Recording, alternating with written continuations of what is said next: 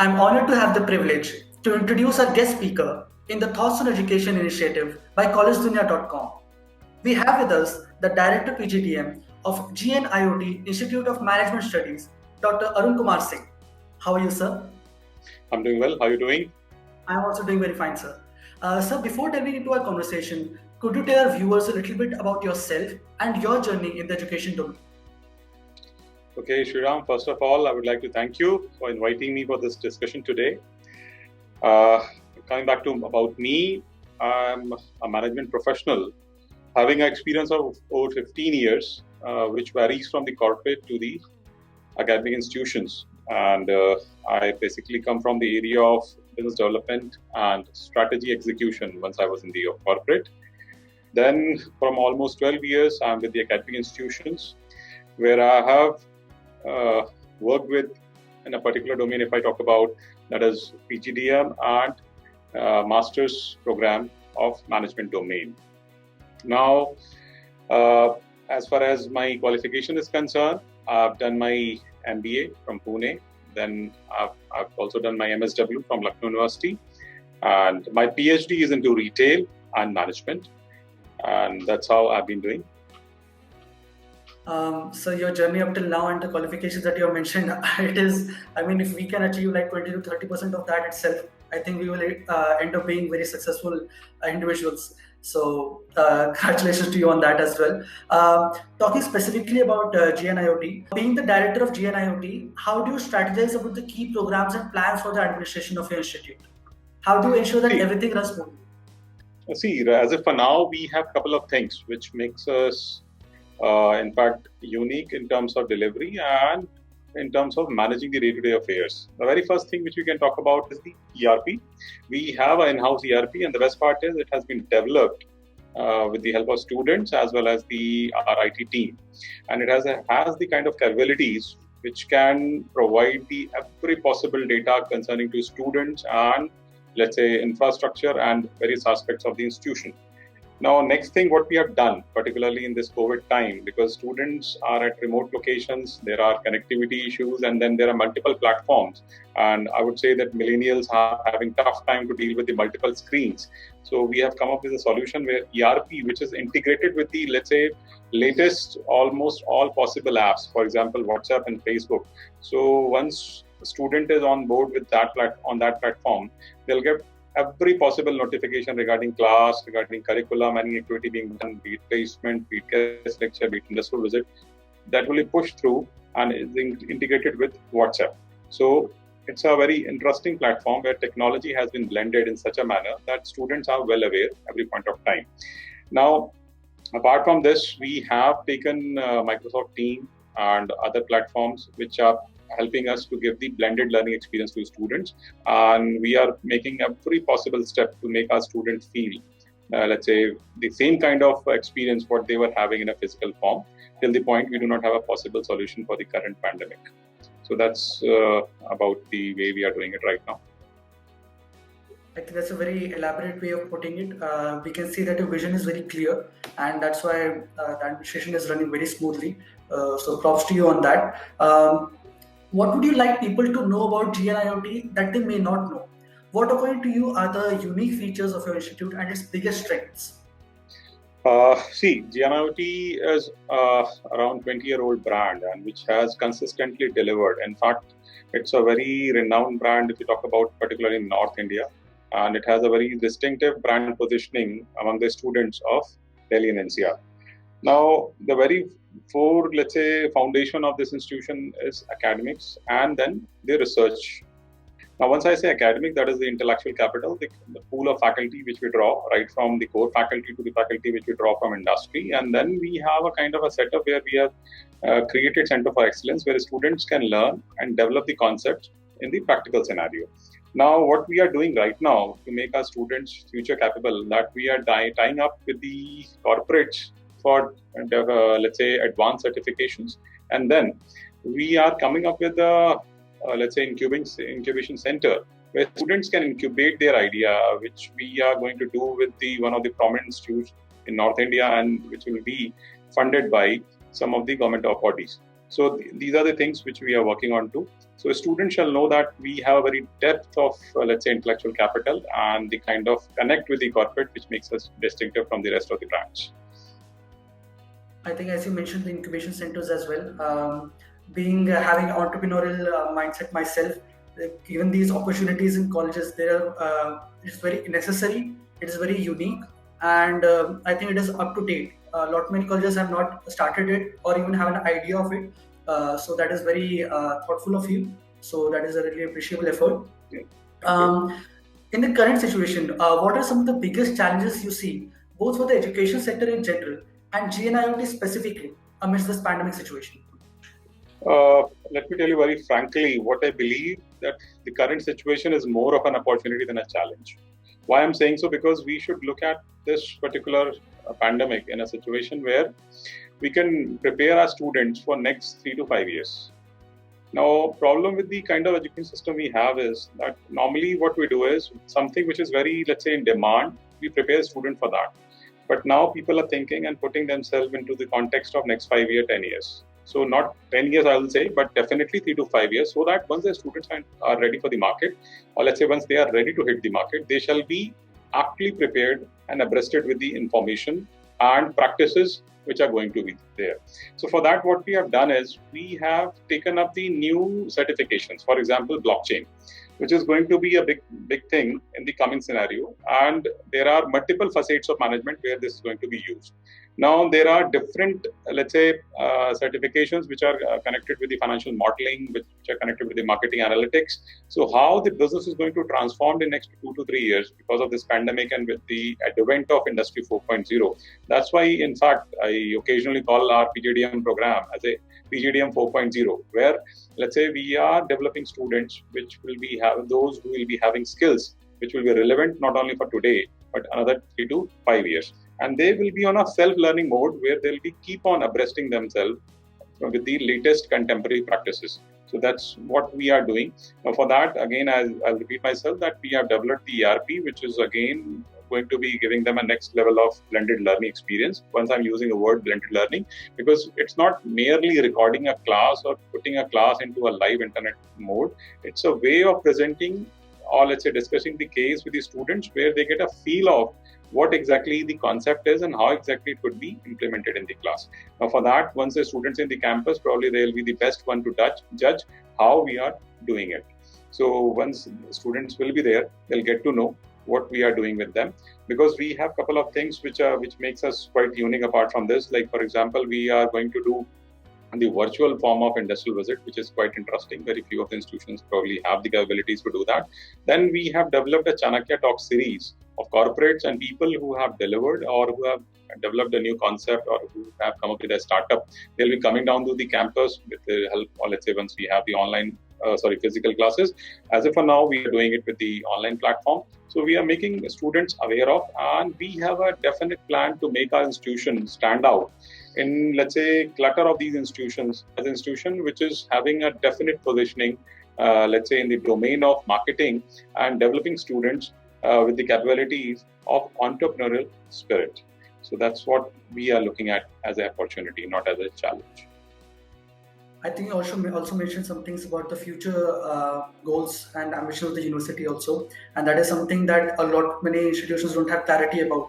So that is something, as I mentioned, not only the administration is running smoothly because of the current steps that you're taking, but the vision is also great for the future. So that also helps. One thing I want to ask additionally, sir, the education systems in India and other foreign countries are structured very differently. In your experience, what can an inbound student gain from studying here in your institute? See, if you look at the new education policy, which has been shortly discussed, now the best part is now we are jumping from 10 plus 2 plus 3 to 10 plus, let's say, 4 module, which is like quite different, which is going to be like at par with the Washington Accord, which India has signed around 2014. Now, what the students are going to experience, first I'm talking about the policy, then I'll come back to our institution. Now, as per the policy, what you will find is if student enrolls for the first year and if he or she wishes to, let's say, do not continue the program, they can have a certificate in the second year or diploma in third year, or let's say if the degree, if there are 4 years, then probably they can get the degree. Now, Why the government is doing this? Because they believe the skill sets, the practical exposure is more of relevant today than of a theoretical concept. In fact, be it CBSE, be it other academic bodies, they are reducing the syllabus burden of students and making them to do the practicals and get the hands-on experience. So what I personally look at, that in the coming year, students will be moving towards the program which are going to deliver and make them deliverable. That means making them skillful. So what we are doing, again, I'm coming back to GNIOT and talking about what we are doing at GNIOT IMS is we are developing students. Now, for example, in our very first trimester, we have Advanced Excel, but it doesn't have that traditional feeling. It will make them to go through the rigorous way of doing it in the corporate. What kind of challenges they are going to have, how exactly they can use this concept in the corporate, we are going to inculcate that. Then in the next second trimester, we have, let's say, SPSS. We have SPSS certification, which makes them enabled to be ready in terms of delivering the research output which is required for the industry. Then we have foreign language certification. Then we have digital marketing certification, which is quite relevant in current scenario. So all these things makes our student to stand out.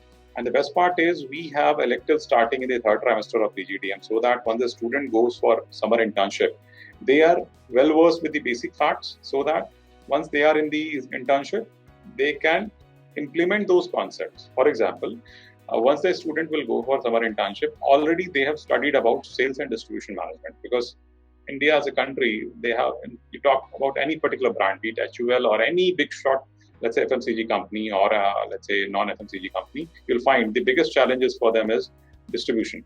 So what we are doing is we are making them understand the basic nitty-gritties of sales and distribution and retail management, and then we are throwing them to the practical world. Now, the kind of tie-ups we have, students will have exposure where they can implement these theoretical concepts, and then once they are back to the campus, we'll give them another short research project, and then in the final trimester, we have a dissertation. So it's a very comprehensive program which makes them and enables them. So that's why we also call them as an enabled manager who will deliver right from the very first day once they are being hired in any of the blue chip companies of India or be it abroad. So that was all about it. Yeah, I think it is good to know, because a lot many colleges just focus on the regional students. They are like not interested in diversifying their student range, inclusive of all the even the inbound students. They don't have any scope. They feel alienated at times, that they don't understand the facilities that they are being provided. So the things you mentioned, I think that just provides a comforting environment to the students who are coming from the abroad as well. One thing I wanted to ask, and it is like you have been a part of the education sector for so long. What are the key factors that keep you connected to the sector? See, having been into corporate and academics for more than 15 years, the best part is I come up with a kind of exposure, how it's being done in the industry, then the theoretical aspect and the academic input. What needs to be taught to the students so that they are ready for the future. Now, just to give you an example, like 2013, when PGDM curriculums were not talking about digital marketing, we implemented it. I was in the institution at that point of time. We implemented it. That means if you are from the industry, in fact, this is a very big time debate among all the prominent B schools in India and in fact abroad, whether faculty should be from academics, core academics, or they should have some kind of industry exposure. Now, I'll strongly recommend that every B school must have faculties who have some kind of corporate and hands-on experience. And once I'm saying somehow, that means minimum of 5 to 6 years. Why? Because they should know.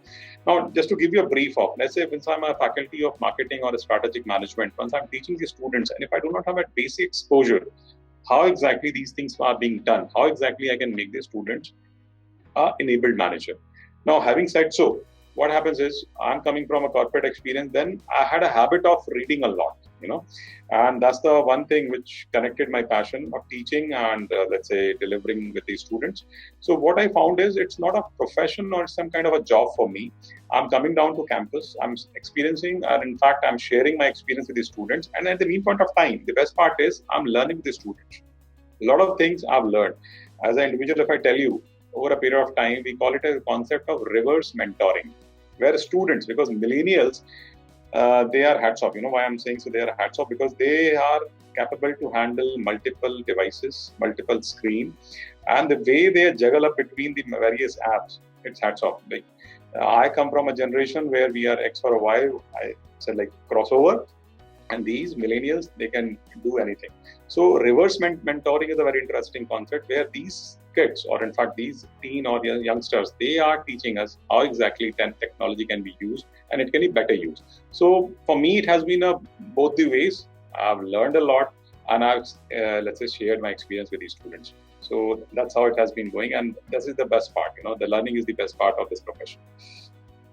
I think that's a very interesting concept that you mentioned, reverse mentoring. I think that is something that I'll also keep in mind going into the future. It's a very interesting concept. Coming to the students itself, and coming to my last question, any suggestions you'd like to give to the current youth and the aspiring students facing difficulties, especially amidst this current pandemic situation?